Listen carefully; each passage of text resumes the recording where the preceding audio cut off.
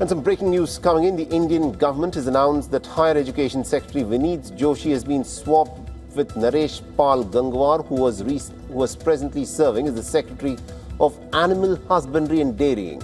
And this swap has come after Prime Minister Narendra Modi has assured that the government will now take strictest action against those responsible for the paper leak. Joshi has now been moved as the Secretary in the Ministry of Panchayati Raj, replacing Vivek Bharadwaj, whose tenure will conclude on the 31st of July.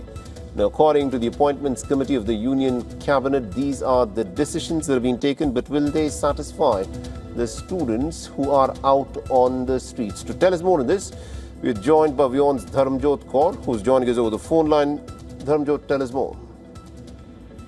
Well, Pali, as you rightly mentioned, this is a government notification that has been put out just a short while ago, in which there's a bit of a reshuffle that the government has done, where they have appointed senior IAS officer Naresh Gangwar as the new education secretary, and they have done this after replacing Vineet Joshi, who was the education secretary just until a short while back. And while they have not really given any reason for this, there's no official statement with respect to the reason why the education secretary has been replaced.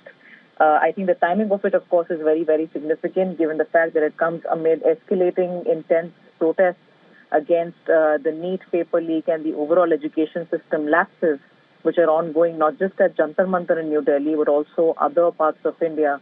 We've been seeing visuals coming in for the last few days. The protests that have only escalated, and they have been demanding the resignation of the education minister, that is Dharmendra Pradhan.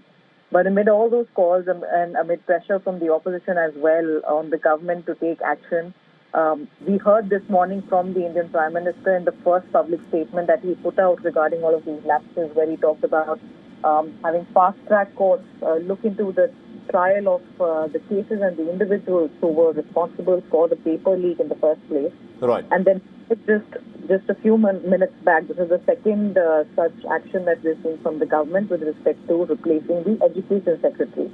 However, the jury is still out on the education minister's future because the government has said nothing about that. Right. But again, there is yet another day in Parliament tomorrow. It remains to be seen if the showdown leads to anything more in terms of government action, or do things remain at a stalemate.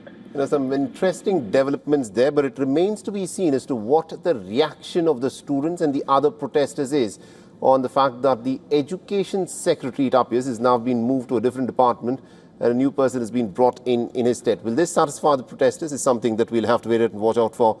Thank you very much indeed, Dharmjot Kaur, for joining us with those updates there. For all the latest news, download the WION app and subscribe to our YouTube channel.